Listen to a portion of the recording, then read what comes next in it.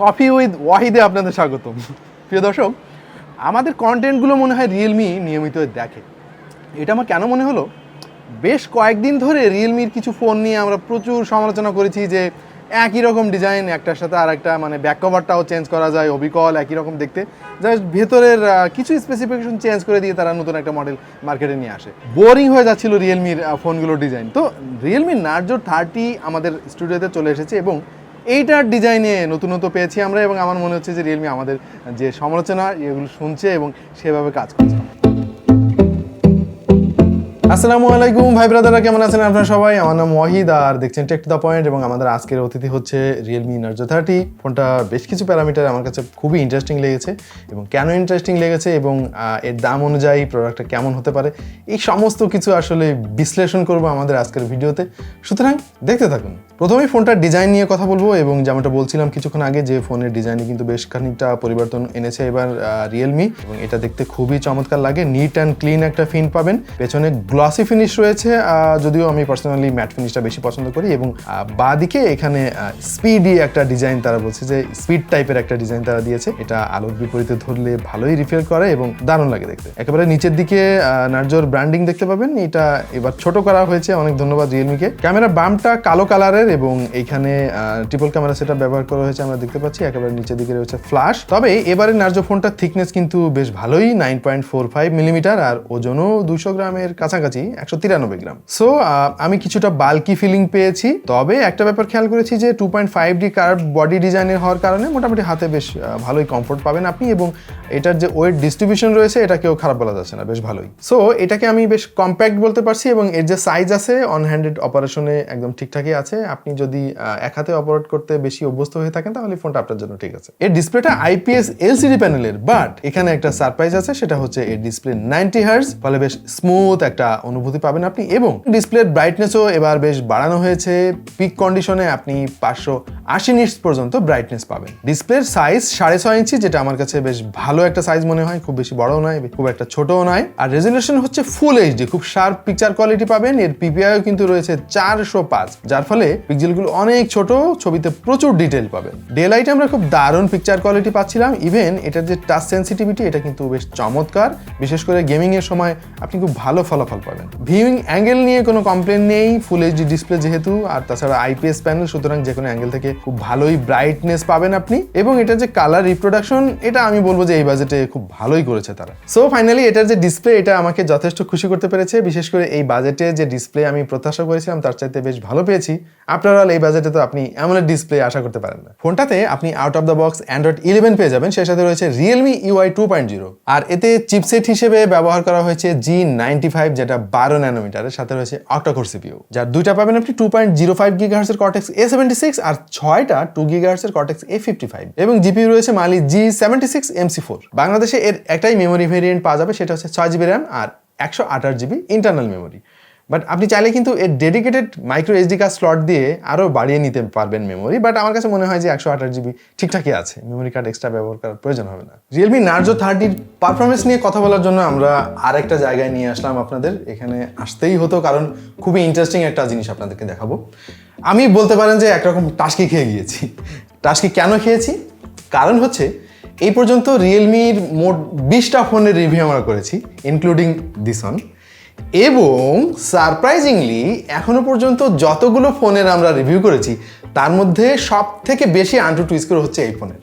আমি জানি না এটা কীভাবে সম্ভব হলো, কারণ রিয়েলমির আরও অনেক দামি ফোনের রিভিউ আমরা করেছি, 7 Pro 8 Pro রিভিউ করেছি, 5G ভার্সনের রিভিউ করেছি, ডাইমেনসিটি প্রসেসর ব্যবহার করা বেশ কিছু ফোনের রিভিউ আমরা করেছি, বাট এই ফোনটার আন্টু স্কোর সব থেকে বেশি। এবং আমাদের একটা চার্ট আছে, আমরা মেনটেন করি। প্রিয় দর্শক, আপনাদেরকে আমরা দেখাতে চাই। এই দেখেন, এখানে আপনারা দেখতে পাচ্ছেন যে Realme Narzo 30 MediaTek Helio G95 processor ব্যবহার করা, এবং 6128 RAM, AnTuTu score 3,04,562। Can you believe this? এবং এখানে যদি আরও কিছু ফোনের সাথে আমি আপনাকে কম্পেয়ার করে দেখাই, রিয়েলমির ফোনের কথা আমি বলছি যে Realme 8 Pro, যেখানে স্ন্যাপড্রাগন 720G প্রসেসর ব্যবহার করা হয়েছিল, 8GB RAM ছিল সেখানে, ওইটার আন্টু স্কোরও কিন্তু 2,83,524 ছিল। এবং এখানে 28,000 টাকা দামের আরও একটা ফোন আমরা রিভিউ করেছিলাম, Realme 7 Pro, ওইটাও 720G প্রসেসর, ওইটার আন্টু স্কোর ছিল 2,87,523। বাট এইটা কি কারণে বা কেন আমি জানি না এত বেশি স্কোর হয়েছে। ইভেন Helio G95 ব্যবহার করা অন্য একটা ফোন আমরা রিভিউ করেছি Realme 8, ওইটারও কিন্তু 100 স্কোর ছিল 2,90,166 এবং ওইটার র্যামও কিন্তু ছিল 8 GB। আমার মনে হয় যে সম্ভবত রিয়েলমি তাদের ইউআইতে খুব ভালো কাস্টমাইজেশন করেছে, যার ফলে এই ফোনের যে টোটাল পোটেনশিয়াল ওইটা তারা বের করে আনতে পেরেছে এবং এর পারফরমেন্সও কিন্তু আমরা ঠিক সেই জিনিসটাই পেয়েছি। ফোনটা খুবই স্মুথলি রান করেছে, অ্যাপ ওপেনিং টাইম খুব চমৎকার, এটার যে র্যাম ম্যানেজমেন্ট আছে এটাকে আসলে প্রশংসা না করে আমি পারছি না। পাশাপাশি এর যে মাল্টিটাস্কিং এটা কিন্তু সুপার আমি বলবো। গিগ বেঞ্চে এসে আমরা সিঙ্গেল করে পেয়েছি 540 এবং মাল্টি করে 1715, এটাও কিন্তু যথেষ্ট ইমপ্রেসিভ আমি বলবো। আচ্ছা, আমরা তো এখন চলে এলাম এটার গেমিং পারফরমেন্স নিয়ে কথা বলার জন্য, কিন্তু গভর্নমেন্ট তো পাবজি ফ্রি ফায়ার অফ করে দিছে। খুবই রহস্যজনক একটা ব্যাপার, কারণ হচ্ছে আমাদের ফোনে কিন্তু পাবজি ফ্রি ফায়ার সবই ঠিকঠাক মতো চলতেছে।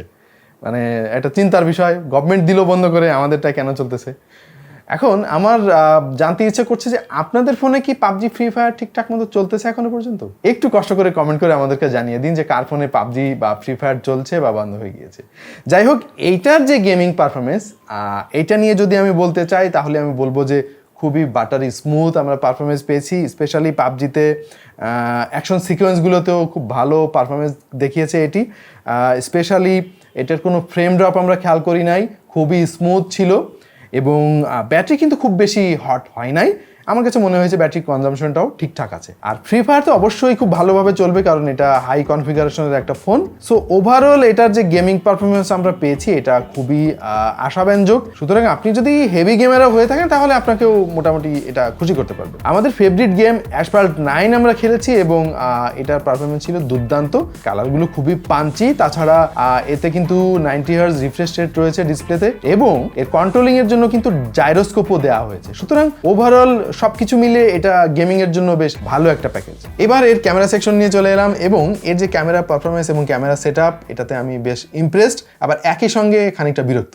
কেন, চলুন বুঝিয়ে বলছি। পেছনে যে ট্রিপল ক্যামেরা সেটআপ ব্যবহার করা হয়েছে এর মেইন সেন্সরটি 48 মেগাপিক্সেলের, সাথে 2 মেগাপিক্সেলের একটা ম্যাক্রো এবং আরও একটা ডেপথ সেন্সর ব্যবহার করা হয়েছে, কিন্তু এতে কোনো আলট্রা ওয়াইড সেন্সর ব্যবহার করা হয় নাই। এইটা আমার কাছে সত্যি একটু বিরক্তিকর লেগেছে। স্পেশালি 20,000 টাকা বাজেটের একটা ফোন, এখানে কোনো আলট্রা ওয়াইড সেন্সর নাই, জিনিসটা আসলে মেনে নেওয়া যাচ্ছে না। ম্যাক্রো সেন্সরের আমার মনে হয় না কোনো দরকার আছে, কারণ ডে টু ডে লাইফে আমরা আসলে এই সেন্সরটা খুব একটা ব্যবহার করি না। সুতরাং রিয়েলমিকে আমাদের প্রয়োজনটা আর একটু ভালোভাবে স্টাডি করতে হবে, স্পেশালি ক্যামেরা সেগমেন্টে। এখানে অবশ্যই একটা আলট্রা ওয়াইড সেন্সর দেওয়া উচিত ছিল। যাই হোক, চলুন আমরা দেখে আসি এটার পারফরমেন্স কেমন। এর ক্যামেরা পারফরমেন্স কিন্তু দুর্দান্ত ছিল আমি বলবো, বিশেষ করে এই বাজেটে আমরা এর 48 মেগাপিক্সেলের যে মেইন সেন্সর রয়েছে তার যে ছবিগুলো পেয়েছি এগুলো যথেষ্ট ভালো ছিল। স্পেশালি ডে লাইটে আপনি খুবই ভালো শার্পনেস পাবেন, শাটার স্পিডও অনেক ফাস্ট, পাশাপাশি কালারগুলো খুবই পাঞ্চি এবং খুব ভালো লাগে দেখতে। ওভারঅল একটা ওয়ার্ম টোন পাবেন। এক্সপোজার লেভেলও আমাদের কাছে ঠিকঠাক লেগেছে এবং বেশিরভাগ ছবিতে প্রচুর শার্পনেস পেয়েছি আমরা, যদিও কিছু লাইটিং কন্ডিশনে ডাইনামিক রেঞ্জের কিছুটা ঘাটতি আমরা পেয়েছি, বাট এটার যে কন্ট্রাস্ট রেশিও আছে এটা মোটামুটি এভারেজ এবং সবকিছু মিলিয়ে বেশ ভালো একটা আউটপুট আপনি পাবেন। পোর্ট্রেট ফটোগ্রাফিতেও খুব ইমপ্রেসিভ ফলাফল দেখিয়েছে এর ক্যামেরা এবং সাবজেক্ট সেপারেশন নিয়ারলি পারফেক্ট। মানে মেকানিক্যাল ক্যামেরা লেন্সের মতো তো হবে না, আপনারা জানেন এটা স্মার্টফোন, তবুও এর সেন্সরের কাছ থেকে আমরা যে সাবজেক্ট সেপারেশন দেখতে পেয়েছি সেটা যথেষ্ট ইমপ্রেসিভ। স্পেশালি ব্যাকগ্রাউন্ড খুব চমৎকারভাবে ব্লার করতে পারে, ছবিগুলো লাইভলি লাগে দেখতে। সামনে 16 মেগাপিক্সেলের সেলফি ক্যামেরা বসানো হয়েছে এবং সেলফি ক্যামেরার কোয়ালিটিও কিন্তু অসাধারণ। যারা সেলফির আবার আছেন তাদেরকে যথেষ্টই খুশি করতে পারবে। কিন্তু এটার যে সেলফি ক্যামেরা এটা সাইজটা আরেকটু ছোট হলে ভালো হতো। আসলে ডিসপ্লের মধ্যে এত বড় একটা সেন্সর দেখলে একটু বিরক্তি লাগে। ফোনটার যে থিকনেস মানে প্রায় 9.5 মিলিমিটার, এটা দেখে আমার কাছে মনে হয়েছিল হয়তো 6000 mAh ব্যাটারি এতে ইমপ্লিমেন্ট করা হয়েছে, কিন্তু ফাইনালি আমরা জানতে পেরেছি যে এতে 5000 mAh এর ব্যাটারি আছে। 5000 mAhও কিন্তু খুব একটা কম বলা যাচ্ছে না। মোটামুটি আপনাকে ফোনটা একদিন খুব ভালোভাবে চার্জ ব্যাকআপ দেবে যদি আপনি হেভি ইউজারও হন, আর যদি নর্মাল ইউজার হন তাহলে মোটামুটি 2 দিনের কাছাকাছি ব্যাকআপ আপনি পাবেন। আর এর বক্সের মধ্যে আপনি 30 ওয়াটের একটা ফ্ল্যাশ চার্জার পেয়ে যাবেন। 30 ওয়াটের চার্জারটা দিয়ে একে 0 থেকে 100% পর্যন্ত চার্জ করতে সময় লাগবে প্রায় 1 ঘন্টা 10 থেকে 15 মিনিটের মধ্যে আর কি। এবার এর আরও কিছু ব্যাপার স্যাপার নিয়ে কথা বলা যাক, যেমন এর সাইডে ইমপ্লিমেন্ট করা হয়েছে সাইড মাউন্টেড ফিঙ্গারপ্রিন্ট সেন্সর, যেটা কিন্তু যথেষ্ট ফাস্ট এবং এর পজিশনও ঠিকঠাক জায়গায় লেগেছে আমাদের কাছে। পাশাপাশি এটার যে লাউড স্পিকার, এটার কোয়ালিটি কিন্তু চমৎকার। আমরা ফুল ভলিউমেও কিন্তু ট্রাই করে দেখেছি এবং খুব একটা ডিস্টোর্ড হয় নাই, বেশ ভালোই পারফরমেন্স দেখিয়েছে।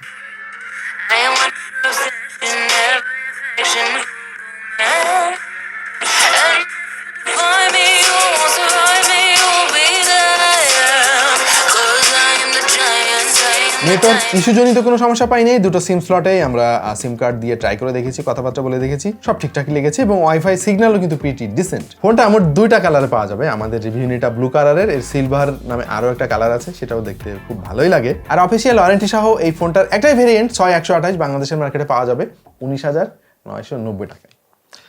আচ্ছা, ফোনের ফিচার টিচার যা যা আছে সব ঠিকঠাকই আছে আমার কাছে মনে হয়, প্রশংসা করার দাবি রাখে। বাট বাংলাদেশি একজন ক্রেতা হিসেবে আমার কাছে মনে হয় এটার দাম আরেকটু কমানো উচিত। কেন কমানো উচিত? কারণ এই ফোনগুলো প্রোডাকশন হচ্ছে বাংলাদেশে, সো এটা তো আমরা আশা করতেই পারি। সুতরাং এটা যদি 18,000 টাকা বা 18,500 টাকা দাম হতো তাহলে একদম মানে বেস্ট একটা ডিল হতো, এর কাছাকাছিও কেউ আসতে পারতো না। আমার আরেকটা পরামর্শ আছে রিয়েলমিকে, এর আগেও আমরা অনেক বলেছি এবং রিয়েলমি আমাদের কথা শুনেছেও, বাট আবার দেখতে পাচ্ছি সেই আবার আগের জায়গায় চলে এসেছে। সেটা হচ্ছে যে এর মেমোরি ভেরিয়েন্ট আর একটা করা উচিত অন্তত। যেমন এটা 6128 ভেরি গুড, 20,000 টাকা দাম করেছে তারা, মেনে নিলাম হয়তো তর্কের খাতিরে। কিন্তু যদি 464 আর একটা ভার্সন আনা হতো এবং সেটার দাম করা হতো 16,000-17,000 টাকা, তাহলে অনেকেই উপকৃত হতো। কারণ অনেকের বাজেট অনেক টাইট আছে, তারা হয়তো এই 6128 তাদের দরকার নাই, তাদের 464 তাদের জন্য পারফেক্ট, তাদের জন্য একটু ঝামেলা হয়ে যাবে। সুতরাং এই ব্যাপারটার সামনে আমার মনে হয় আরেকটু গুরুত্ব দেওয়া উচিত রিয়েলমির। সো আমরা ভিডিওর প্রায় শেষ প্রান্তে চলে এসেছি। প্রিয় দর্শক, ফোনটা আসলে কাদের জন্য? যাদের খুব টেকসই একটা ফোন দরকার, অনেক দিন ব্যবহার করতে পারবেন, স্মুথ পারফরমেন্স চান এবং ক্যামেরা পারফরমেন্সও ভালো চান, ব্যাটারিও ভালো চান, ওভারঅল সব কিছু মিলে একটা ভ্যালু ফর মানি ডিভাইস চান, তাদের জন্য এই ফোনটা আমার মনে হয় খুব ভালোভাবে রিকমেন্ড করা যায়। তো প্রিয় দর্শক, আপনার কাছে কেমন লাগলো রিয়েলমি নার্জো 30? আমাদেরকে জানিয়ে দিন কমেন্ট সেকশনে। আর আমাদের ভিডিওগুলো কেমন লাগছে সেটাও জানাতে পারেন। সামনে আরও কী নিয়ে ভিডিও দেখতে চান আমাদের জানাতে ভুলবেন না। আপনাদের পরামর্শ আসলে পড়ে পড়েই আমরা আমাদের কন্টেন্টগুলোকে আরও চমৎকার করতে চাই। সুতরাং আমাদেরকে পরামর্শ দিন। যারা এখনও সাবস্ক্রাইব করেন নাই, সাবস্ক্রাইব করে নোটিফিকেশনটা অন করে দিন, যাতে পরবর্তীতে আর কোনো ভিডিও মিস না হয়। দেখা হয়ে যেতে পারে অন্য কোনো ভিডিওতে ভিন্ন কোনো বিষয় নিয়ে। সেই পর্যন্ত ভালো থাকুন, সুস্থ থাকুন আর দেখতে থাকুন টেক টু দ্য পয়েন্ট।